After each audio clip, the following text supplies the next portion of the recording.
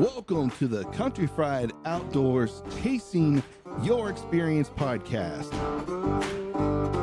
The podcast that will connect you to resources regionally and nationwide to engage them in open, honest discussions so that we can inspire the growth that you need to chase the experience you want.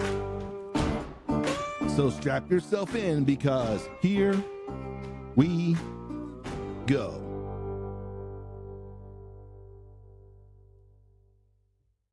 Hello, everyone. This is Shon Smith of the Chasing Your Experience podcast. We have another exciting episode for you guys because I got contacted by this individual on TikTok.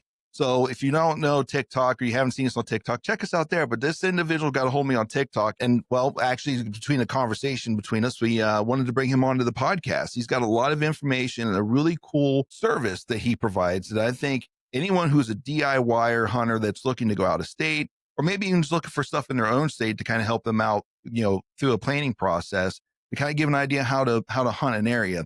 And this is the service this guy brings. So everyone help me welcome Shon Ingram from HuntTrapTN. Shon, how are you, sir? Hey, Shon, how are you, buddy? Good to be here. We finally have rain on the forecast. So I am actually excited. Don't know if I've ever been excited for rain, but well, I'll tell you, it's funny you should say that because I was really contemplating on whether I should even put food plots out this year because the rain has been it's either been so hard that it washes all the seed out or it's been so dry that nothing grows. So, I plant late anyway up here on my property. So I'm still kind of up in the air whether I want to do it or not.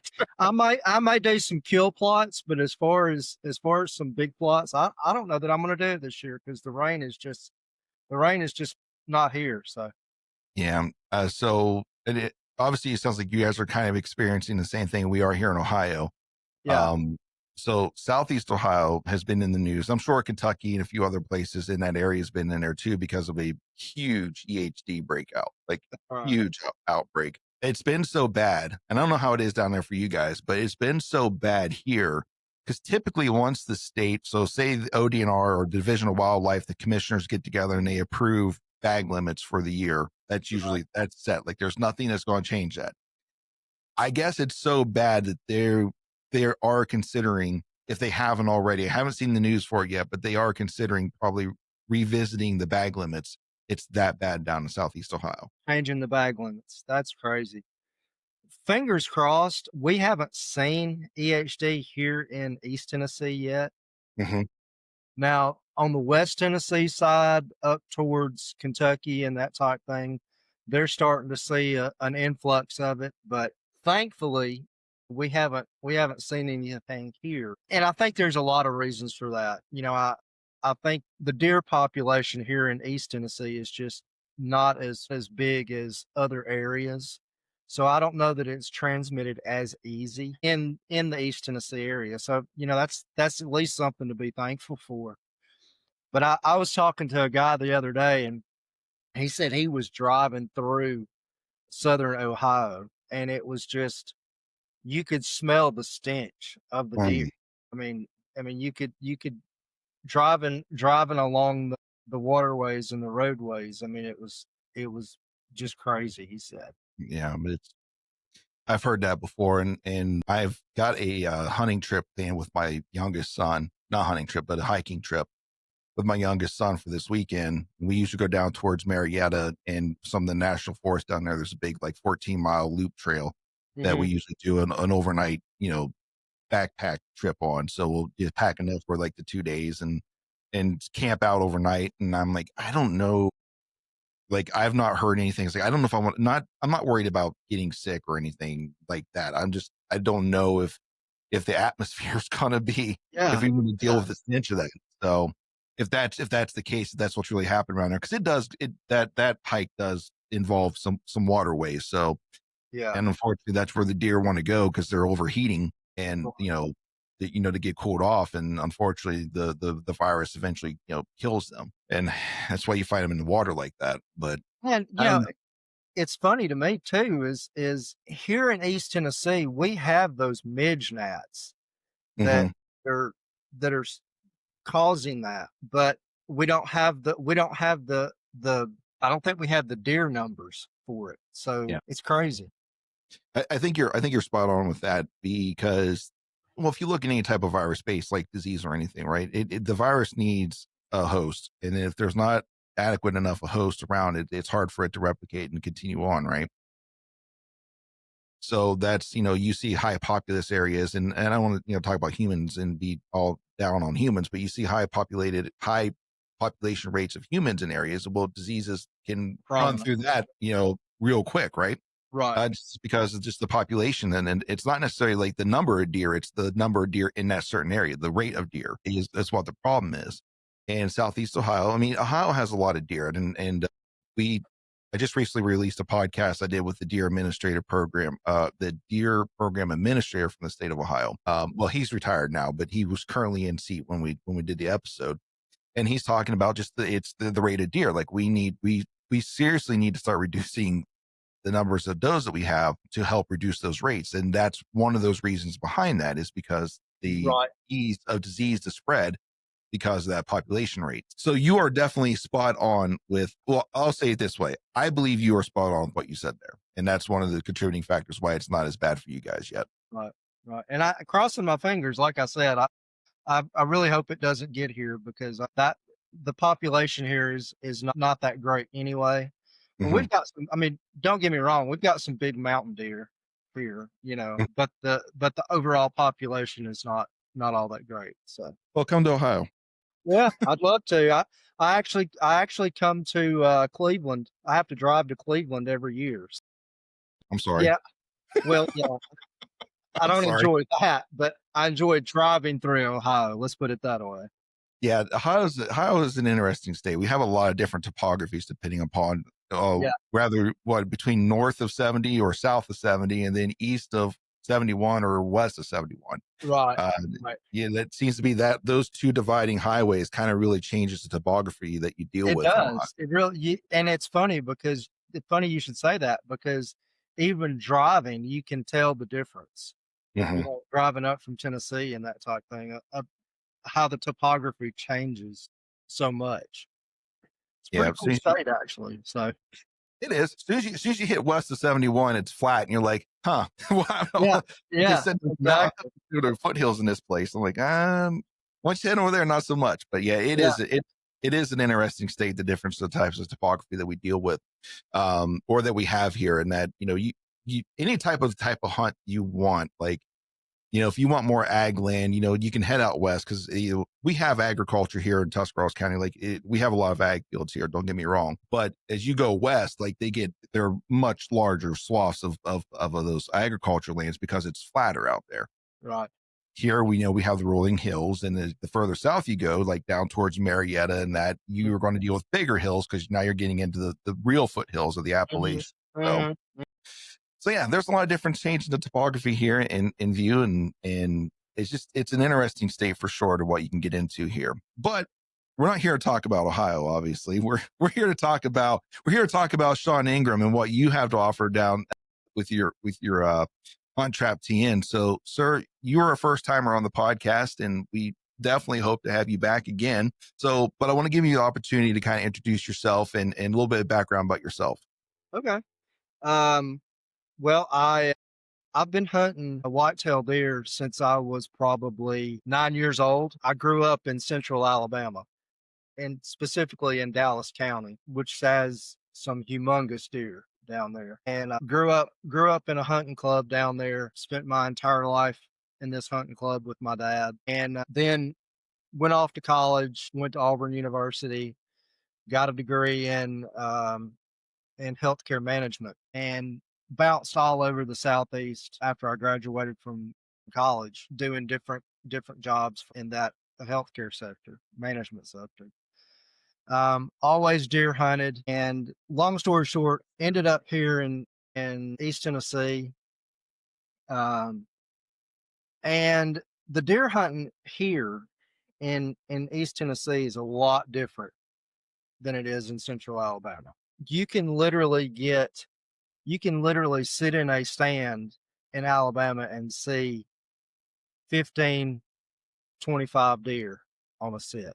Here in East Tennessee, in some places, you're lucky to see 5 or 6, 10 a season. Mhm. So the type of deer hunting that I was used to, it was just different. So at that point, I kind of got into trapping, specifically trapping raccoon, beaver, that type thing. Got into the trapping side because the deer hunting was just so different here. And I started after I'd been here in East Tennessee for a while. I started my own bait and lure business. It was actually called English Mountain Lures. We basically catered to dog-proof trappers um, that trapped raccoon with dog-proof traps. And had that for about 6 years, and then the fur market kind of fell out, so I closed that business, and then I started focusing on hunting again. By trade, I'm a firefighter paramedic for the city of Gatlinburg. I know you're a cop. I'm sorry. There's donuts at the house, so we'll share with you, I promise. But Uh, firefighter paramedic, I get plenty of days off. I work 24/48, so I'm able to spend a lot of time in the woods, and that's the way I like it. I'm 52 years old. I'm starting to get older, and I enjoy my time off. mhm. Uh, I enjoy being out in the woods, hunting and trapping, and that's kind of why I started the website, HuntTrapTN.com, and it's a multi-directional website. It's for hunters and trappers. And when I first started it, I started it about probably a year and a half ago. And I had been, like I said, I had content out there that was trapping related, that was hunting related, that was on YouTube, on my personal channel. And I had all this knowledge out there from over the years on both sides. Mhm. And I thought, there's got to be a way to put all of this together. So I branded the website and started pulling all of that into a central location. I have my own Facebook page. I actually have a Facebook group that was originally started when I had my bait and lure business. The Dog Proof Trapper is the name of the group. Okay. And it's now attracting hunters and trappers to that group. And I use that to feed my page, my Facebook page, and my website. Okay. So it's probably got 10,000 subscribers on it. Nice. It's been around for a while. So I wanted to jump back, because you made a mention, and I just want to cycle back to it. So I've heard Alabama deer are kind of like on crack, like they are super skittish, and Oh yeah. like uh, I'm a bow hunter, like I almost strictly bow hunt. Like every now and again, I'll take the lever action out here in Ohio, Hmm. but I love bow hunting, like Right. very very heavy bow hunting, and I've heard now I not advocating this, but I've heard. So ask an Alabama boy first that you actually want to aim pretty low on a deer in Alabama because they're almost guaranteed to jump the string. Yes, that is actually very true. I am not a bow hunter. Okay, Simple and here's the only reason I don't bow hunt. I don't like hunting in hot weather. I just fair enough. I just don't. I hate mosquitoes. I'm one of those type people that I don't know if my skin is sweet or something, but I can step outside and just get ate up. So that's the reason I've never bow hunted. It's just too hot. Nope, I But get you. I will tell you that all of my buddies back home in Alabama, they say the deer, as soon as they hear that release go off, they will jump straight up in the air. So you have Really? have to adjust for that. I don't know why that is, but I have heard that numerous times. Yeah, we got our deer. It's like almost 50-50 if they're going to if they react to the shot or not. And some, it depends on the time of year too here. Like if you start getting into the late season, Right. they're all uptight. Like, the wind, if the wind blows the wrong direction, I'm not talking about like blow from you to them. I'm just like, it just changes direction all of a sudden. They're Right, gone right. during the late It's season. Like all yeah. they're out, right? So I'm assuming that's got to be a similar experience to hunting Alabama. But Yeah. and then another thing I wanted to touch on real quick is, so what was the outside of the deer density population, between coming from Alabama to Tennessee? And this is just something, I'm curious of this too. What was one of the big differences you came across that you said was different between Alabama and Tennessee? So what were some of your hunting strategies that changed, moved from Alabama to Tennessee? Okay. So the biggest thing for me has been terrain. Okay. Just the terrain factor, because I grew up hunting in a hunting club. Okay. Mhm. We had set stand locations. We had shooting houses. We had a sign-in book, and you had your favorite shooting house, and that's where you went. And we hunted strictly. We hunted some. Well, I take that back. We hunted a good bit of food plots, but we also hunted a lot of clear cuts. Mhm. So the you here in East Tennessee and where I'm hunting now, I've actually got um I've actually got 40 acres behind my house that is family property, and then I have recently gotten access to about 1900 acres a little bit further up the road. Good problem to have. It's all mountainous terrain.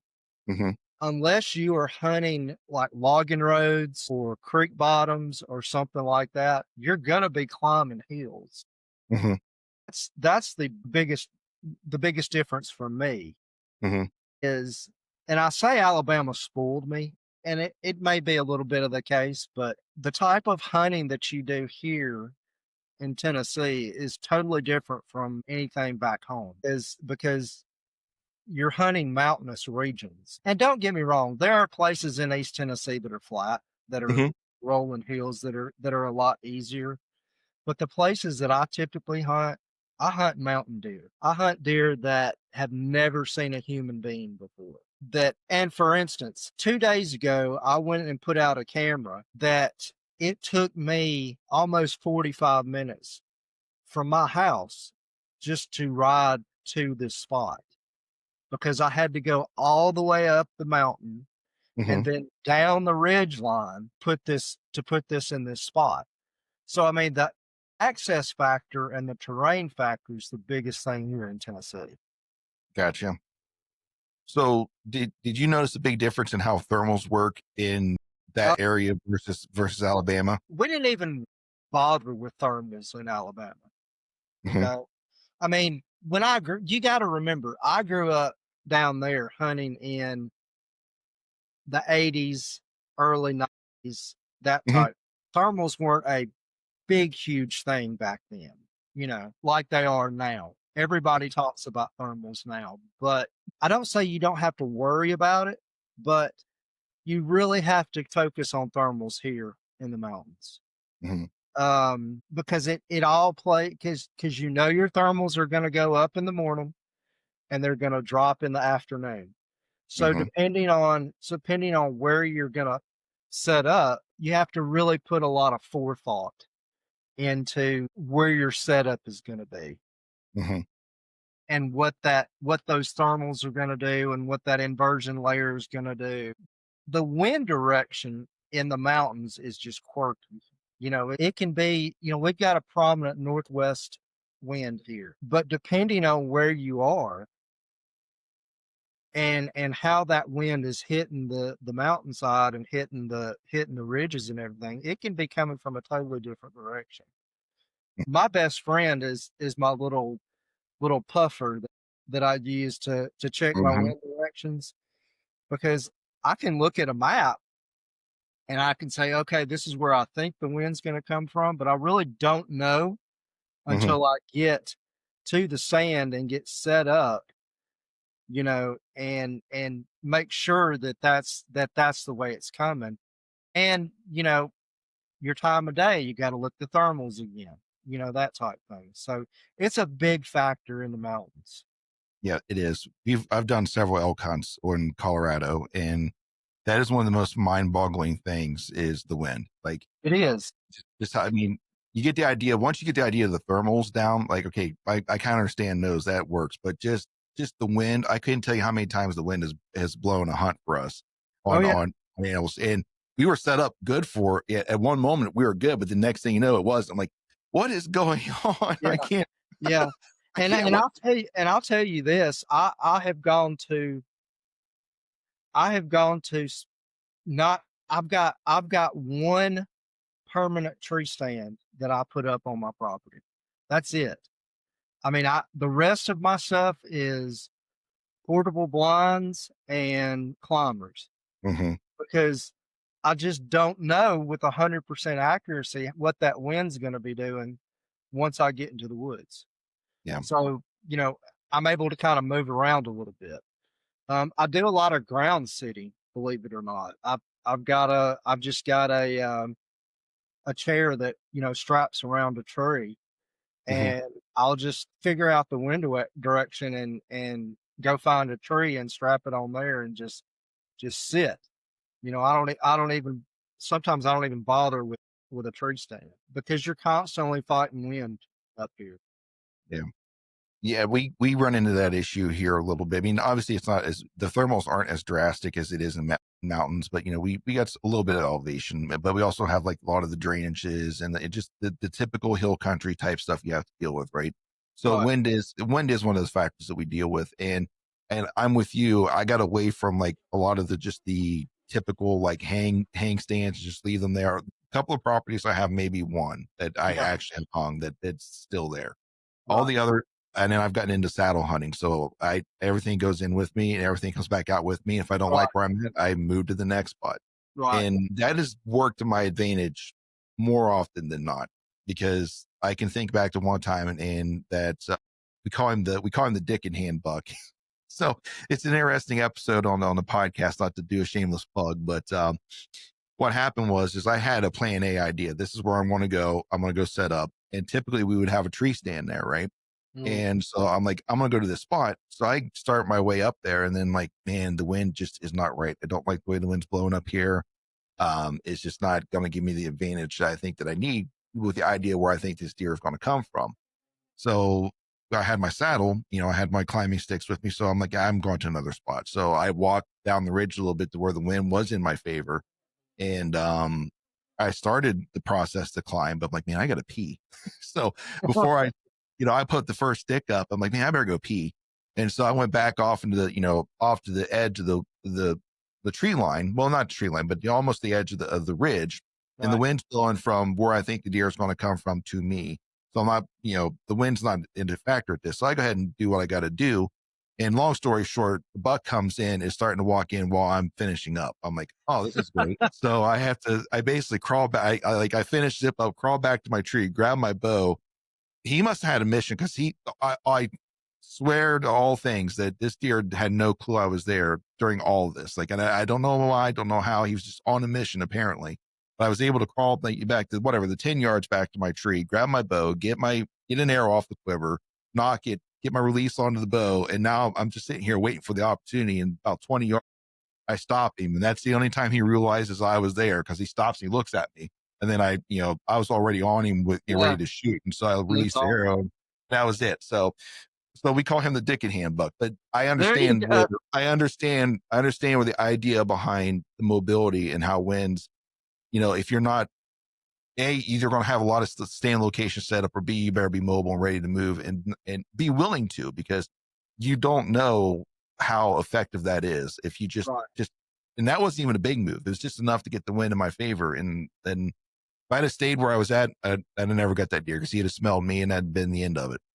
One of the things that I have learned over probably the past 5 years or so is how much easier hunting is if you're mobile. Because I was old school. You got to put a food plot here. You got to put a tree stand on that food plot. You got to find these trails. You got to put a lock on right here.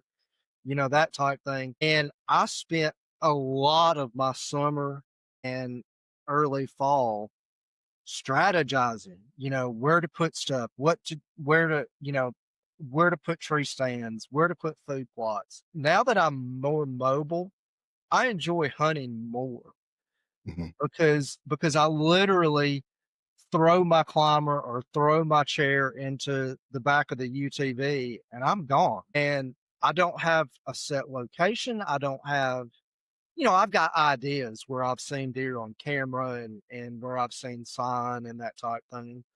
But I don't feel as burdened in my hunting process because I'm so mobile now. Mhm. I'm able to go different areas. I think a lot of it is when you a lot of people they try and plan to the nth degree as far as a hunting trip. It doesn't have to be that hard. There are options. There are options out there as far as equipment and as far as ideas that get you out there easier. You know what I mean? Yeah, so I relate that back to my training days, and this is kind of a law enforcement thing, but we always talked about principles and tactics, right?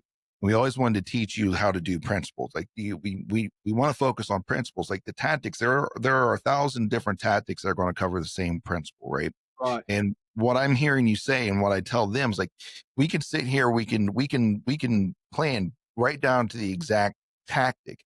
However, if something changes and you're that narrowed down, that's Then going what to do you ruin your entire plan. And what's your plan B? Like what have you done? So what you really need to focus on is what's the principle that you need to follow by, and then be adaptable to apply a tactic that will work for that specific situation that is still within that principle. Does that make sense? It does. You put into very simple words what it just took me 20 minutes to try and explain. No, no. I think yours is more simplistic than mine. Mine's very, very unique. And if somebody's involved in law enforcement, they get it. But it also covers like almost every game. Like, don't focus so much on that very specific detail. Like, follow the general guidelines and general principles, and be ready to switch. Be adaptable, and that if something's not 100% right, all right. So, case in point, the Dick and handbook, right? Principle was got to hunt to win. I got to hunt this certain area or these certain trails, but I got to hunt to win. I get there. I had a specific tactic put in mind that, all right, so I'm going to go do this. However, that wasn't going to work there. Like that, I would have failed if I had continued on with that very mission or Right. that very specific tactic. So I'm like, all right, so let's dial back to the principle. Let's change exactly what we're doing. And then what do you know? We had success with that. So it's about adaptability. All principles, not exact tactics. And I can tell you, I can't tell you how many times growing up that I sat in a bad stand knowing that it was a bad stand because I had no other options. I had committed to that area. I had Mhm. signed into that area. That was where I was gonna hunt. It was a wasted hunt. I mean, Mhm. you know what I mean? Um, so doing it this way, you've got a lot more options available. You do. You do. And it's the quick change you need to, because some people like, how many times have you known people tell a story? It's like, man, I picked this stand. It was a perfect location. I'm sitting there and all the deer were like traveling, 50 to 100 yards from me. And I just never got a shot at them. And Yep. I'm like, did you try to move? Like, no, this is my stand. This is the stand I picked. Like, this is where I need to be. I'm like, probably should have moved. Probably should have just grabbed your stuff and moved, and you probably been surprised on how effective that had been. So, And I that brings up another good point. I think that's why scouting is so important as far as getting out there and seeing where the movement is mhm, because you've got to go where the deer are, not where you want to be.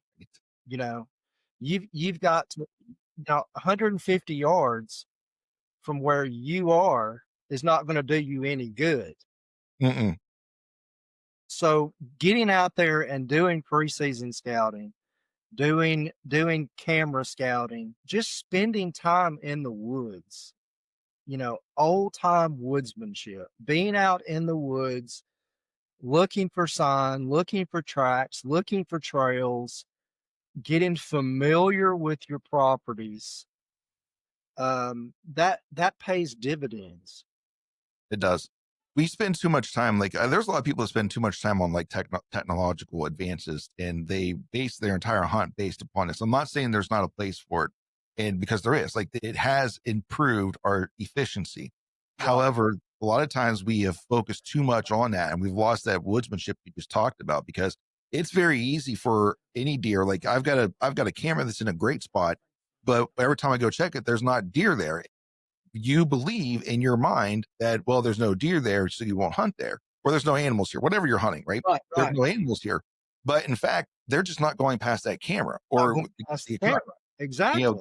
they're there. If you're not there to see, if you're not there picking up on trails that they're on or that they're using, or how they shift, how their patterns shift throughout the season, you know, I've left cameras out in the woods, and sometimes it was by accident, and we found them later. And Yep. so I'm like, oh, I forgot about that camera. So I bring it in, and I've got like months worth of data on this camera now, because of Yeah. in seeing the Yeah. difference on how deer. And I'm telling you what, I've had some good success based upon that, because now I've got like historical data that tells me, all right, this is about the time that they start cruising through here. So I won't waste time going in there until then, right? You know, Same. I might have all this sign is saying the deer's there, have been there, but for the deer I'm looking for isn't showing up there until this point in time. So I'm gonna Right. go then. So Yeah. I can see the argument for both sides of that, but you are 100% correct that nothing beats being out there in the woods, getting that knowledge yourself. Exactly. And it's Exactly. hard, and it's hard for some people, especially if you go to out of state. Like, I live in Ohio. For me to go out and scout Colorado, I don't have the time nor the money to do that. I could That's probably right. have the time. I just don't have the money to do that, because it's expensive to go out there, to fly out and fly back, or rent a vehicle, or drive out there. That's, almost $600-700 in gas just to drive out there and back, not including the wear and tear on my vehicle. And then where am I going to stay? Am I going to camp while I'm there, or am I going to stay in a hotel? All these expenses and stuff. Right. Where which is so I understand that aspect of it, where it's hard to get out there, where digital scouting becomes a good tool. I think, but the issue though is with digital scouting for some people is that they just focus on one spot, like, and they do all this work and effort on one spot. I'm like, this is exactly where we're going to go. This is exactly what I'm going to do, and I'm not going to do anything else from that. And we've almost gotten in trouble because of that. Not legally in trouble, but we went to one spot and that I've done a lot of scouting in. Or when we went to Colorado, I'm like, this is where we're going to be. This is what we're going to do. We get there, and there's a sheep herd in there. Like, there's, we tried to thug it out. We tried to hunt it. It's just no sign of elk. We've seen mule deer, but no elk. We weren't able to find them. And I'm like, we got to move. Like, we got to move to another spot. And, if we'd have been uber committed to that one spot, like how most people did, we would have spent a week there and not seen or heard anything, and Anything. Yeah. been disappointed. So we packed up and went back to town, and then we went to another location. And I kid you not, we woke up at 3 o'clock that morning, the elk bugling all over us. So we got into elk almost immediately after that move. And so that's where digital scouting can get you in trouble, if you hyper focus on one area instead of trying to come up with a few different locations with your digital scouting, Right. especially in an area like What that. I tell a lot of my clients is don't focus on just one or two cameras if you can afford it. And even if it takes going to Temu and buying a $10 game camera, Mm-hmm. you know, get a bunch of cameras and get them out there in the woods, Mm-hmm. because one camera is not going to do you. You can't pattern your deer herd with one or two cameras. Some cameras you're going to get deer on, some cameras are just going to be duds. But the Mm-hmm. more eyes that you've got out there, the better. Absolutely. So that, if you're like a lot of people, you don't have time to deer hunt. You don't have time to scout, Mm-hmm. limited time to put into hunting, but you still want to hunt. The more eyes that you have out there, the better. Mm-hmm. But that being said, just like you said, you can't rely just on the game cameras Mm-mm. because that's focusing on one little area right in front of that camera. Mm-hmm. Those deer may be walking to the left or they may be walking to the right of that camera. There Mm-hmm. may be a trail 20 foot away that you didn't notice that the deer are using, and they're never on that camera, but they're there. So, use the cameras to their advantage, but don't put all of your eggs in one basket as far as cameras go. Yeah. I've heard a couple different people on podcasts talk about how they just, and I like to use cameras, so Oh, I love cameras. I'm not saying get rid of your cameras, but I've heard, and just to kind of insinuate the point you're talking about there about getting eyes on being in the woods and stuff, I've heard a couple people mention that they have found, they have, I guess, reinvigorated or found a new passion, a new fire in themselves by just reducing the number of cameras that they have, or not even paying attention to them, and Yeah, just going out and scouting, or just going out and not basing their hunts off of what they're seeing on the cameras. Like right. they might be running them right, but they're not basing their whole hunt on what they're getting Yeah. on the cameras. Yeah, And like I'm they're getting a little not bit. relying on the cameras as much as they used to, and that's a good thing. I mean, that goes back to using your woodmanship and Mm-hmm, using your this up here, what you know as far as deer, mm-hmm, and not focusing so much on technology. yeah. All animals want the same thing, right? All animals they want security, they want cover, they want food, they want water. Yep. If you have those, you are probably going to find animals in that area. Mm-hmm. Now it's just up to you to pinpoint good ambush spots. And if you do enough walking around, follow enough trails, you're going to find out how and where they're moving through. And you might have a couple more observation sits. I know a lot of people like, and I understand, like, listen, I have limited days. I just can't go out whenever I want, and not without the anticipation of actually harvesting an animal because I got limited days. But there's something to be said just to do an observation hunt where you go out and you see or an observation sit where you see where animals are doing. And Mm-hmm. then you can move yourself into that ambush spot, Mm-hmm. um, and be successful. I've done that a couple of times myself. I've changed the location just because of that. And the next morning went out and shot my first trophy, first deer that went on the wall. Well, and it's funny you should say that because 2 days ago, um, I was out looking at some property and looked at the topo and went out and looked at the lay of the land and I thought, okay, I know these deer are coming down this ridge. Mm-hmm, That's the only way go because you've got a steep hollow this way, you've got a steep hollow this way. And the only way that they can go is down. The only easy way that they can go is down this ridge. mm-hmm, And a deer is opportunistic just like a human is. They're going to take the easiest route if it's a safe route. mm-hmm, They're going to take the easiest route that they can. So I thought, okay, the deer have got to be coming down this ridge. I've got them on a camera a half a mile down this ridge onto my property. So I know that they're showing up there. mm-hmm. Got to be coming, they've got to be coming down here from somewhere.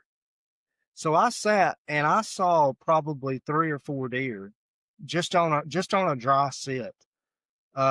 Just sitting in the woods that morning, reading the topography and thinking about how a deer thinks and how are they going to go, that type thing. Absolutely. So I think it's a good segue because we're in that scouting aspect of it, and we've mentioned already about out of state hunters, not having the resources or to be able to go to an area and scout it for the first time or whatever. This I think is a good segue to kind of introduce or kind of start walking down the path for HuntTrapTN.com. What do you think? Okay, sounds great. So obviously you've recognized the need for this. So let's talk a lot about let's dive into it. Let's talk about what you offer. Okay. One of the products that we offer on HuntTrapTN.com is a plan your hunt option. And what it is, I'm a licensed guide in the state of Tennessee. Got my guide license, that type thing. And I did that with the intention of, hey, I'm gonna take people on some guided hunts to these wildlife management areas, or I was going to take people to the national forest and that type thing, and take them physically. And I got to thinking after I got the guide license, I thought, that's going to take a lot of time, and that's going to take me putting people up in hotels. That's going to I'm going to have to use my 2 days that I'm off guiding people in the woods. I'm 52 years old. I don't need to be tracking all up and down these mountains. I kind of got the license, and then I thought, oh, there's got to be an easier way to do this. So Mhm. I had been on Facebook groups, and I always see people asking, they'll post a topo map up on the Facebook group, and they'll say, okay, where should I hunt? How should I hunt this piece of property? And you get gazillions of answers, and half of them are wrong, half of them are right, half of them are smart ass answers. Didn't amount to a whole lot of information. Mhm. So I thought to myself, what if I could take my knowledge as a deer hunter and take the knowledge that I have gotten over the years as far as reading hunting apps and reading topo maps and knowing about how weather patterns work and how wind and thermals work, and the in and outs of game camera scouting and that type thing. What if I took all that information and put it and made a product that the average DIY hunter could use to plan their hunt, whether they be a first time hunter or a out of state hunter that's never stepped foot on a property, or an elderly hunter that still likes to hunt, but they can't get out there and do the scouting like they used to. Mhm. For people that just don't have time to scout, that work every single day, and they've got a Saturday that they can hunt, and they don't have any other time to do it. What if I made something that combined all of that and was able to offer it to the public to get them a scouting package that they could use to kill a deer? And that's kind of where the plan your hunt aspect of HuntTrapTN came about. Yeah. So I love the idea. I really do. I love the idea to kind of help guide some people in their direction of how they want to hunt an area, especially if they're coming from out of state, or especially like you said, you give really good examples of individuals who would benefit from this type of service. So let's say that, all right, so I want to come down to whatever area I want to hunt to you, Okay. or I want to come down, and I'm like, I listen to this podcast, or I've heard you, I've seen you on TikTok, I've seen you somewhere, and I'm like, all right, I want to check this out. Obviously, you don't have to give away the family, you don't have to give away the Bush's, family recipe, right? Right. You don't have to go that much detail. But what does the process in a good bird's eye view look like once I start this process with you? So I go to the website and then take it from there. So you go to the website. Um, we've got three different packages. We've got a solo package, we've got an out of state package, and we've got a season package. Hmm. Um, and hold on, sorry. You're fine. So we've got those three packages, and what they do is they go in and they pick a package, they purchase the package, they schedule a one-on-one Zoom call with me, and they basically tell me where they're thinking about going to hunt. Say, Sean, I want to focus on Rankin WMA, or the national forest, the Cherokee National Forest in this area. So we'll sit down and we'll talk to them via Zoom. You know, what are your expectations? Where do you want to hunt? What type of hunting do you want to do? Do you want to do archery hunting, muzzleloader, bow hunting? What kind of shape are you in? as far as a hunter? What type of hunting do you like to do? That type thing. So what we do is we get an overview of what they're wanting to look at. Mm-hmm. And then we look at Onyx, we look at Google Earth, we look at topo maps, and we say, okay, this area here that you're wanting to hunt, these are your access points. These are your locations where, based on the topography, based on the wind direction, based on the cover, the water sources, we look at everything in that area to give them an idea of the best places to hunt that area. We look at hunting pressure. We look at free rut, post rut patterns, because you Mm-hmm. can find all of that online. We take all of that and we build them a custom hunt plan for that area, Mm-hmm. and we tell them where to put cameras, as far as where exactly they need to put cameras at based on the topography, where their best stand locations would be, and basically just take all of the information that is provided and condense it into one report Mm-hmm. and offer them that. Hello, everyone. This is Shon Smith of the Chasing Your Experience podcast. We interrupt this episode to let you in on some exciting news. If you're looking to upgrade your mock scrape game this year, then head over to scrapedoctor.com and fill your carts full of scrape magic, maybe a poison ivy or two, just a rope squared, or even just a rope. And then enter the code CountryFried10. That's Country Fried, spelled with a K, the number 10, and save yourself a little bit of money. And now, back to the pod. Okay. So when they get this report, right? So let's say you compile this information for them. So what's the formats that they're looking at? Is this a PDF? Is this some waypoints for Onyx or whatever mapping system? What is it that when this is all said and done, they get? We pull all of that together. Okay. We'll take screenshots. We'll pull all of that together, and after our initial meeting, then we provide them with a report, and then we come back to them on Zoom. Mm-hmm. We say, okay, let's throw this map up on the screen. Here's your areas that I think would be good potential areas. Okay. Here's where I think you need to park. Here's where I think you need to enter the property. Mm-hmm. Based on wind direction, based on cover. This is better for a morning hunt. This is better for an afternoon hunt. Mm-hmm.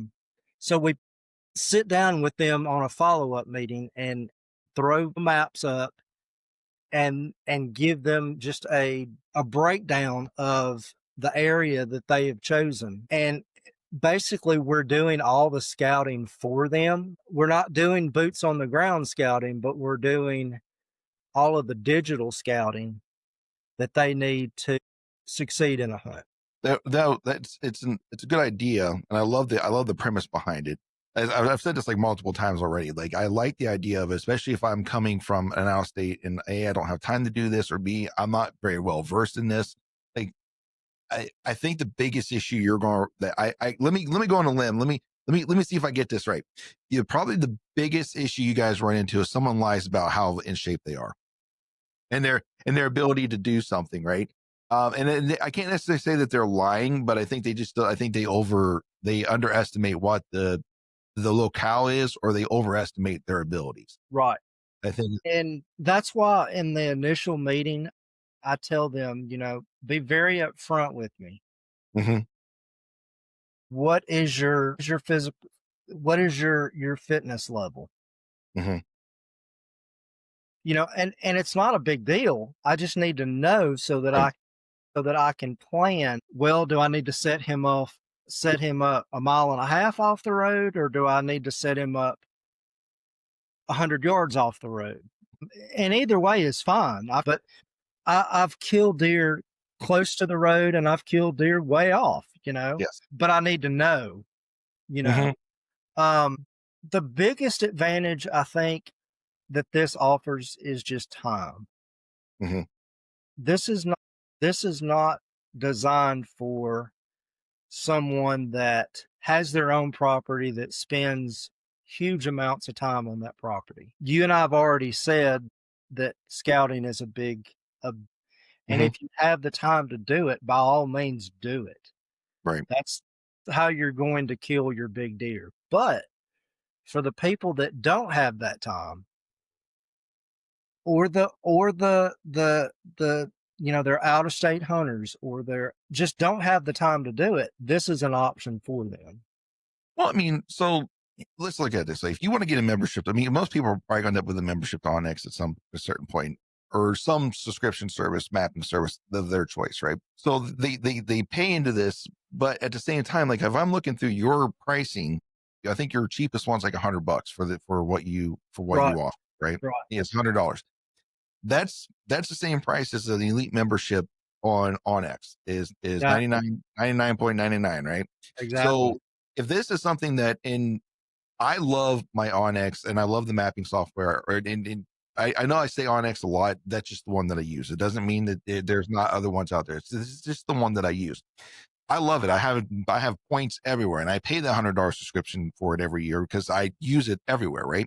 Mhm. But I get your point here where, like, listen, if this is something that, hey, I don't know if I'm going to be traveling out of state ever again, or this is just kind of one of those things I want to try it out.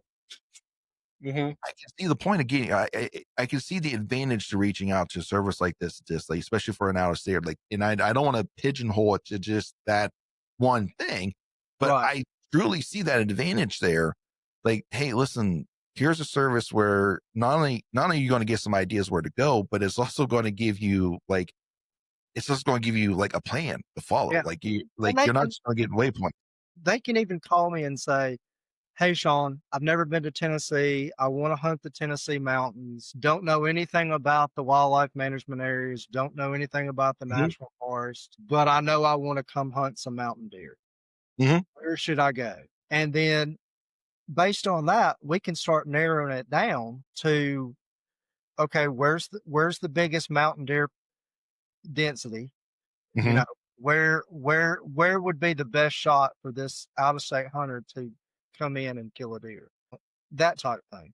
So Right. that's where it comes in at. Now I'm assuming you're probably pulling records like data off of like your guys' version of DNR, the Division of Wildlife. Yeah, kind Um, of get an idea. pull up deer density records. I pull up harvest records Hmm. for certain areas through OnX. I'm going to use the various layers that Yep.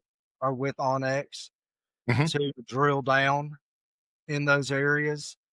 And a lot of things I run into are people just don't know how to run the damn software. They don't know how to use the app Hmm.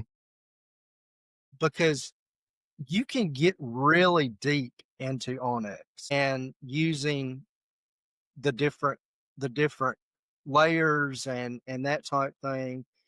And then, not in addition to OnX, I read a lot of slope angles as far Okay. as the because you can use slope angle software and it will pretty much show you the way that the deer travel. So it gives you a better breakdown of the topography and the terrain. So there's just a lot of tools that I use to pull everything together.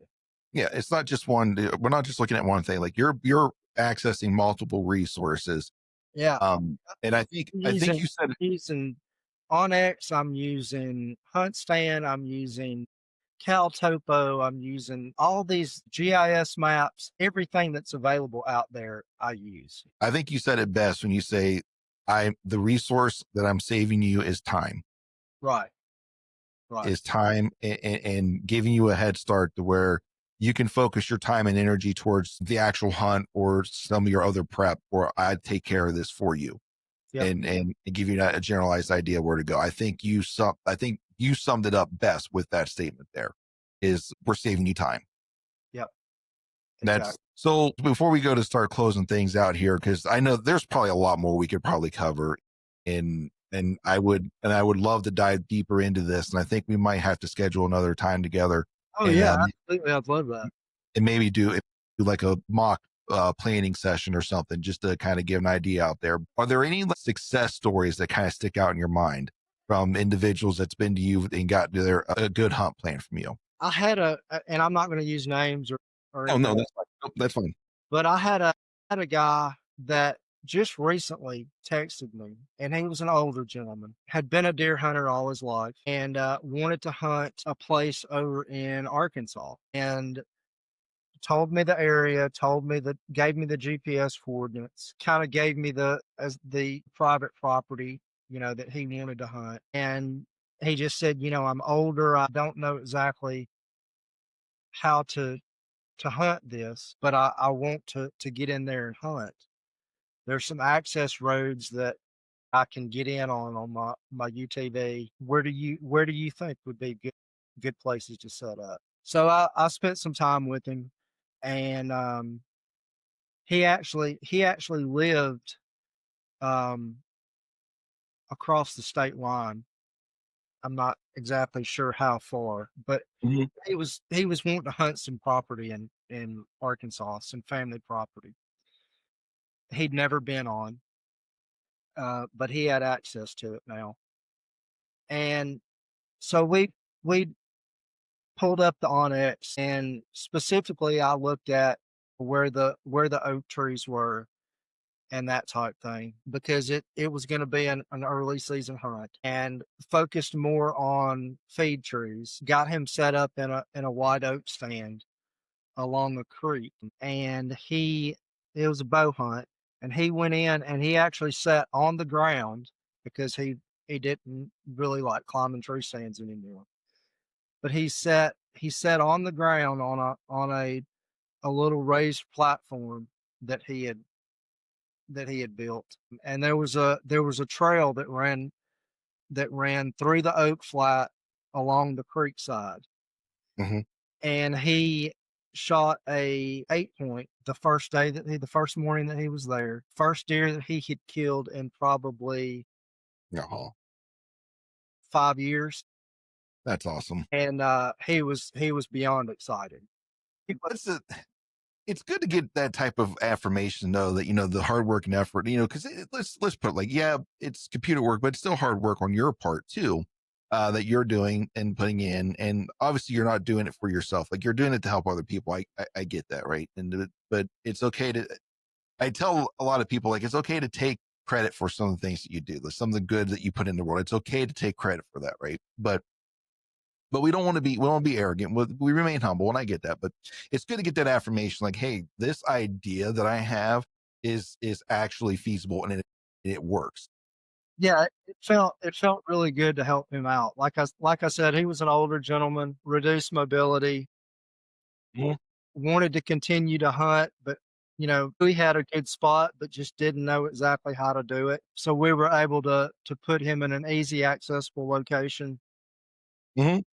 on just a low. I wouldn't even call it a tree stand. I mean, it was just a little platform sitting on the ground, and he was able to stick a deer. The first time he was even in there, so Well, it worked out that's good for him.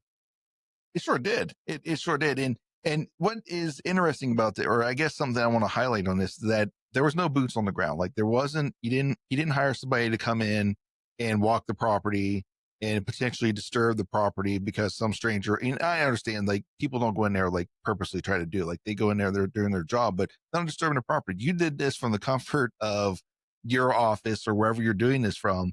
And this is all data that was collected from online resources. Yeah, we actually sat in our living rooms over a cup of coffee one night, and he told me what he knew about the property, what he had been told.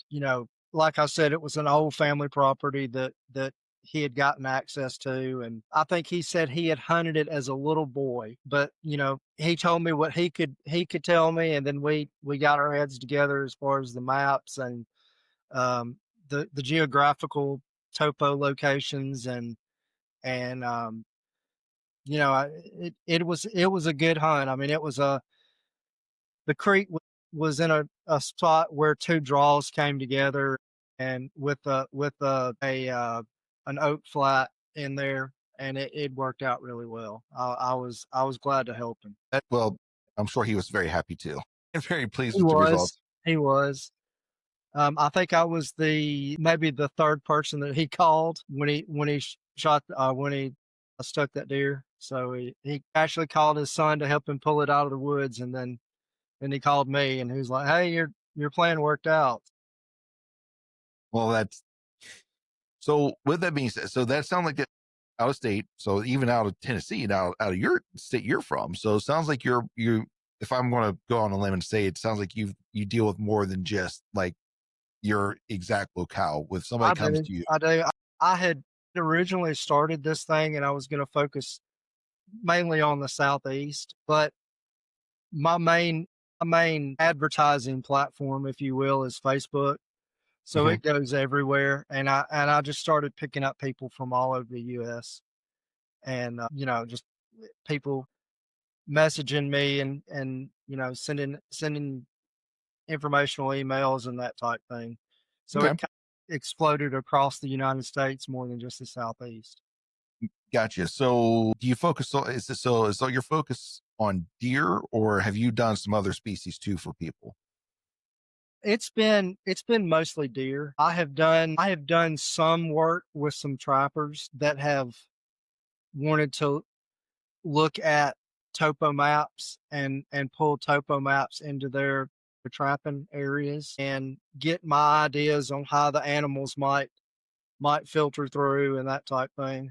And then I actually did a this was actually a little small one that I did for a guy that um, was squirrel he was squirrel hunting, and he wanted to know exactly where all the acorn trees were and everything. And so that was just a small side job that I did for him that I worked with him, and he didn't have access to Onyx and that type Mhm. thing.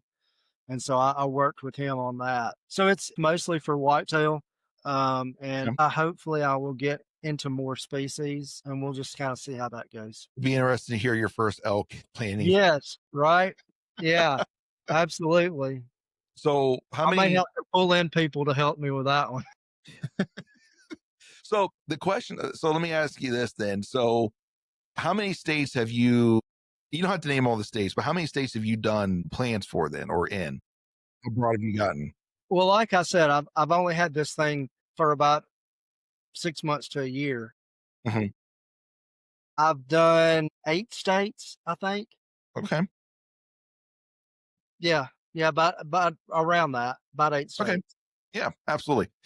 The point I'm making is like it's not it's not just like a short. I mean, yeah, you are focusing. You originally started focusing on the southeast, but it's starting to broaden out for you. So It obviously is, this and is when the first couple times it was Tennessee and Alabama, and I think I had a North Carolina, mhm, but it's starting to branch out more and more as the word gets out there.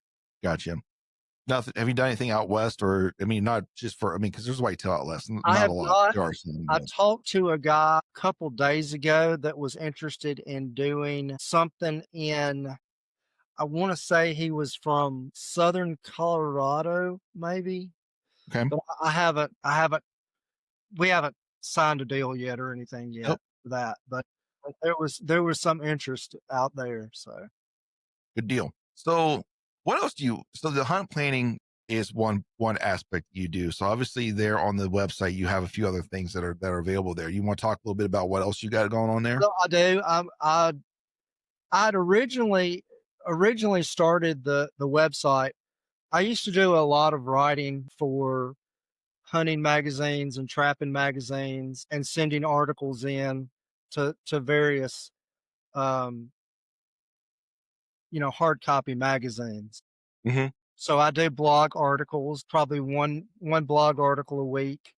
So my blog articles are growing there. I have how to videos that are YouTube based that are on there. I have, of course, Plan Your Hunt deal that's starting to grow. I've got a shop that you can get decals and t-shirts and hats and Hmm. that type thing there as well. and I'm starting to focus on a fitness side to where I'm doing a side informational area for hunting fitness, trapping fitness, outdoor fitness activities, getting in shape for the hunt, that type of thing. Yeah, absolutely. So so there's several different areas that I'm going, but as far as the big thing that I try and do is the plan your hunt. I actually just finished proofing a Kindle ebook that is coming out in the next week or so uh, for a trapping ebook. So be looking for that. It'll be on Kindle and on Amazon.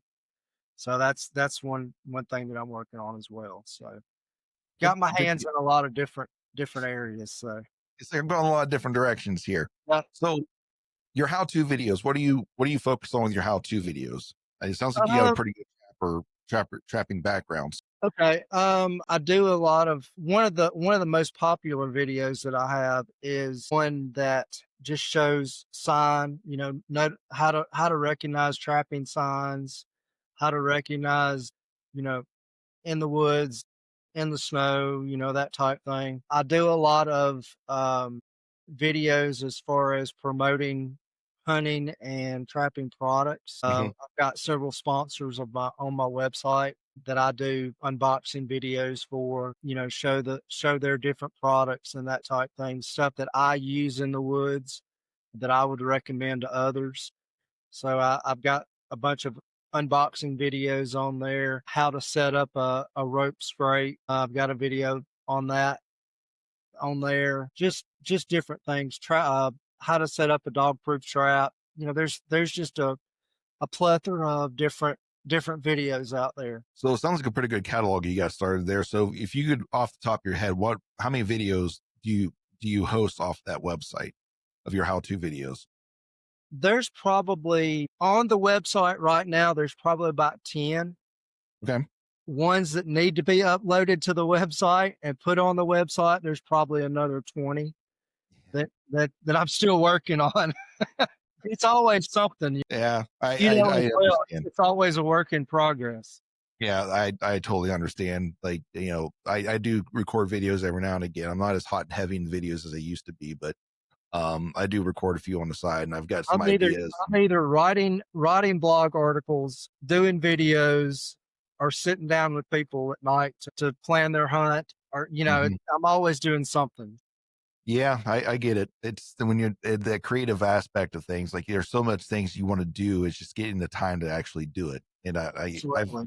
I hear you. I've got so many different ideas. Like, oh, I want to do this, this, this, and this. And I can envision it. Like I have the vision of what I want it to be, and then I'm like, it's just getting the time to actually put to It is. fruition. And It then is. after that, it's the editing that's involved after that. So it does Anybody that appear says exactly what anybody that says having an internet blog business and online presence is easy is lying to you because it's hard. well, to be anything, and you are 100% correct. To be good at any of these things, like first off, it's a time commitment. You have to spend time doing it, right? And it's nothing that is an instant success. Like there are very few examples of people who might have been an instant success. A lot of the time is you're just writing for yourself, or you're, much like the podcast here. A lot of this is I'm doing this for my own personal, but not my own personal gain. Let me rephrase that because that didn't sound Your right. own personal satisfaction. But I'm doing this for myself, but also the side mission of this though is that eventually my day is going to be done while I'm here, right? And then now my kids are going to have a record, or my loved ones are going to have a record of me, of who I was, and it's to give them a chance to remember who I was, years down the road once I've been long gone, you Right. know. But also the idea is to connect with people and to inspire them to get out and enjoy not necessarily what I do exactly how I do it, but to go out and chase their own what what they want to do, right? And inspire them to get out there and then connect them to the resources that they need, or resources that can help them with that. So Well, and I get it. here's the way I look at it. Whether if you're in a public service field, be it a firefighter, paramedic, police officer, your ultimate goal is to help people. And this Mhm. is just a natural extension of that. Yes. We're doing this to help people, to help them enjoy something that they love to do. Mhm. And I think that's just a natural extension of who we are. Um, as far as that goes. Because my ultimate goal is, do I want this to be successful? Yes. Would I love for this to develop into something that I could retire on and that type thing? Yeah, that'd be great. But at the end of the day, people enjoy reading my blog articles. They appreciate the help that they're given with Mhm. the planning, the hunting plan product. They appreciate the information they're given with the videos. And that's all I'm really here for. That's kind of the long and short of it. No, I totally get it. And, too many people, when they get an idea, they want to be involved with something, they want to start something. And I think too many of us, they after their first year, or not even their first year, they're a couple months in and it's not getting the traction, the instant success that they thought they should have gotten. And then they just leave it. They're done. And unfortunately, let me rephrase this. Fortunately, like, it does take time to build, you know, and there are a lot of avenues out there. And I'm gonna pick on TikTok for a minute. So there are a lot of avenues out there where they want you to pay money to promote your stuff. So, hey, pay us $20 and we'll make sure you get 9,000 to 10,000 views on this video. Right. Okay, I understand that, but here that's not really, in the end, that's not going to help you grow at all. Oh, Those are just views of people that don't, most of them probably don't even care what you're showing, what you're doing. that's right. And if you're going to build something that's going to be a success, that's going to have long-term success, it's going to have to be built from the ground up, and you're going to have That's to grind through 100%. those. You're going to have to grind through those 100 view videos, or those 100, or maybe those 50 like moments. Like, you're going to have to grind through those, because eventually it starts to build, and it will build, and it will build if you just keep at it, and Right. you stay true to yourself. Because there's a lot of times, a lot of people just don't stay true to themselves, and they start to chase what they think people want, and it loses the authenticity, and you're done. What I have learned, Sean, is when it comes to, and I guess we're kind of switching gears a little bit, talking Just a business. little bit. We'll come back. But I mean, as far as internet marketing goes, you can do the ads to get traffic, but that traffic doesn't stay around. The organic traffic that you do, the relationship building that you do, Mhm. that's what sticks around. That's what grows your business. These clicks that you get on TikTok and that type thing, they're not going to go back and talk about your product. They're not going to, they're where you're going to build the relationships is organically and Mhm. slowly. It's not anybody that tells you that the internet is whether it be a blog, whether it be a podcast, whether, whatever, it's not a get rich quick scheme. It's relationship building. And that's Mhm. that's what a lot of people, like you said, they try it for a year and they put all this money into ads and crap like that, and it doesn't work for them, and then they're gone. Mhm. So yeah, I think I have run.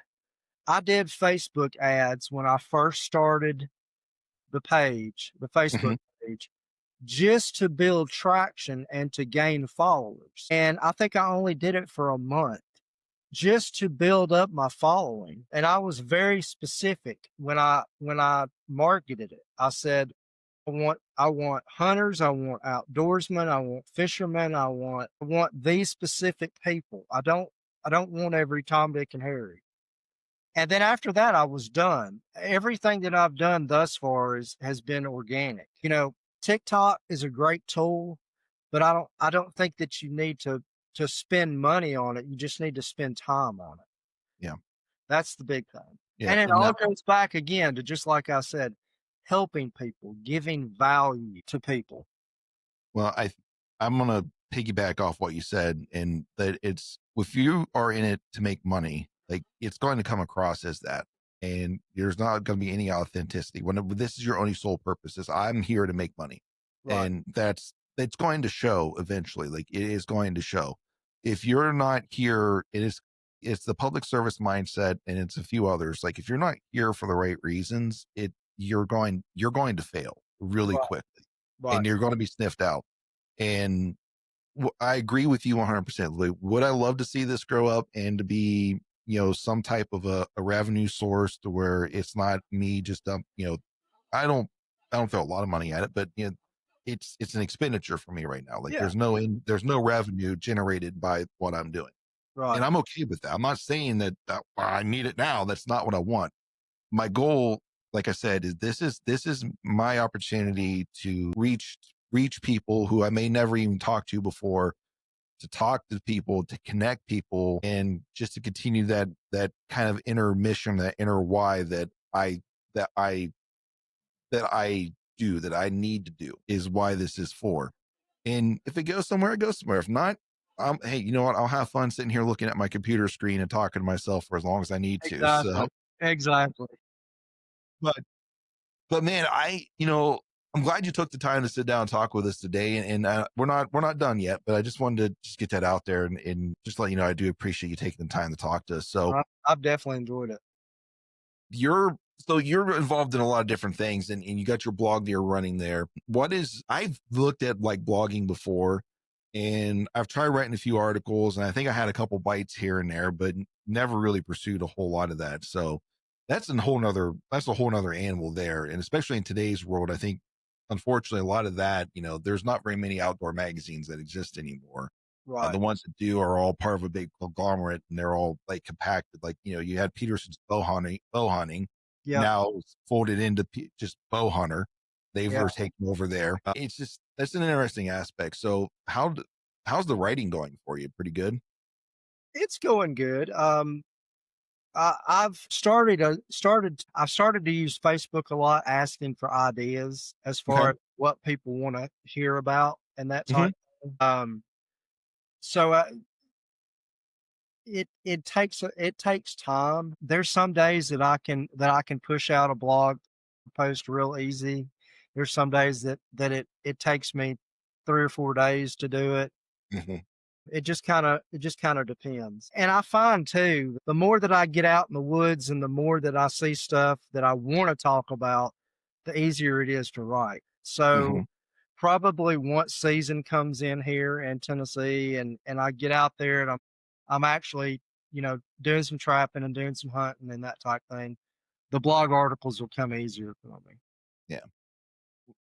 Well, and this could be all your content that you're doing. Like it could be your blogs, it could be your videos, it could be this. Do you get more traction from the stuff that people ask you to do, or are you getting more traction from the stuff that that you did on your own? Probably that I do on my own. But it's off the cuff stuff. It's Hmm. driving, going through the woods and putting out a camera and realizing, hey, this would be a good opportunity to make a video. Or, and it may be something as simple as, hey guys, this is Shon with HuntTrapTN. I'm out here in the deer woods today, setting up a camera. Just wanted to show you this trail that I found. It runs east to west. It's along the crest of this ridge. Let's put up this camera and see what we see. And that starts off, a whole new video. And then, you throw it on TikTok or you throw it on Facebook, and then you can follow that up with pictures from the camera. You can follow that up with a blog post. I mean, it builds on itself.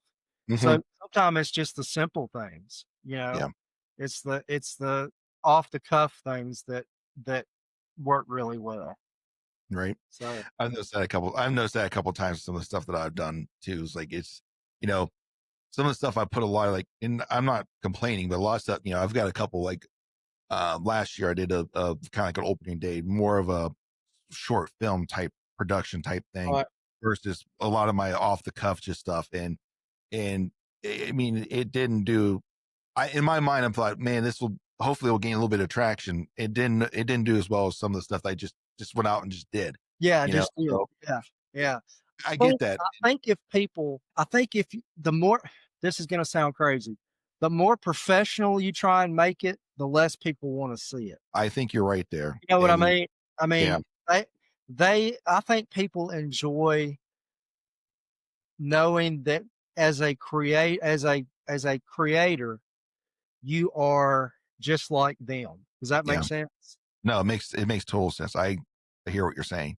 You know, it's the videos that I've gotten more traffic on are the videos where I've got my dog running through the picture, or my kid coming up to me asking me a question about something, or I think people want to see that you're real, Yeah, and that you're relatable to them, and that yeah, they can relate to you. Um, yeah. that's just my personal opinion. No, I think you're spot on with that. I think there's the connection there they're looking for, because if you see the polished person on the TV, that's one, like, that's okay. So I see a personality of you, but what are you? Who are you really? You Right. know, what is it that you're not? Because everybody can go to the used car salesman. He's going to have or he or she's going to have a great personality, and they can sell you snake oil. But meeting that person that is relatable or is real, you know, that there's a big difference there in that connection that you can have there. So I think you're spot on with that. Absolutely. I think you really are. Well, Sean, is there anything else you want to cover while we got you on the air, my man? I I'm think we good. I appreciate you having me. I would encourage people to go to our website, HuntTrapTN.com, and check us out and see what we're all about. And if we can help you, just let us know. Like I said, we're on TikTok, and we're on Facebook, and all you got to do is just type in HuntTrapTN, and it'll bring you to our social media channels. They're pretty easy to find. awesome, awesome, and Sean, I appreciate you taking the time. I'll just say, you know how weird it is for me to sit here and like, okay, Sean, hi, Sean, how are you, Sean? Like I'm using my name. All right. I thought when I first saw your name, I thought, well, maybe I need to tell him that my middle name is Eric, and we can use that one on the podcast. I mean, on the podcast, so it'll be easier. No, it's all right. It's actually, it is what it is. I work with a Sean too. So, and she is a Yeah. Sean, and she spells it SHAWN. You're SHON. I'm SEAN. It's just Yep. the hardship of being a Sean and That's being right. That's 14. right. I will say this: I'm the one that has the correct spelling of it, though. Oh, there you go. Okay. I'm kidding. I'm kidding. I'll So take that. all the SHAUNs out there, like, oh, Uh-huh. but Sean, I really do appreciate you taking the time to sit down and chat with us. And I really do think I would like to work with you a little bit more. Maybe let's do an episode together that we kind of do a hunt plan. Okay. We'll pick a spot or whatever, and we'll work on this. I'll be in touch with you via email, and I'll talk to you a little bit more off the air about that. But I think, ladies and gents, I really seriously think you need to keep an eye out for that episode, because I think that is going to happen. So folks, pay attention. That is coming. But like I said, Sean, thank you so much for being on the air and joining us. And I look forward to some upcoming episodes with you, at least one more. Yep. And folks, I can't express enough how much I appreciate you guys taking the last hour or so to sit and listen to Sean and I talk about Sean's experience in the outdoors and the services he offers through HuntTrapTN. If you are that DIYer, or if you're looking for a time hack to help you plan your hunt, check out HuntTrapTN.com. Schedule that hunt plan with Sean and his team, and they'll get something put together for you.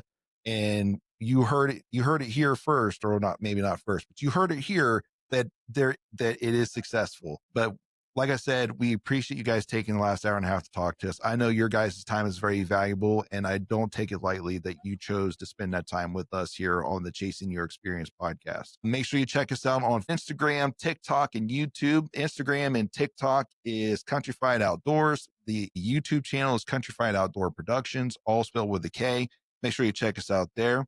Make sure you like and follow the show and share it with your friends. That's the way that this will help us get the word out to more people to help them chase the experience that they're looking for. But until then, ladies and gentlemen, until our experiences cross paths again. May you have the courage to fail, but yet the humility to learn. And as always, we hope you stay safe out there, and God bless you.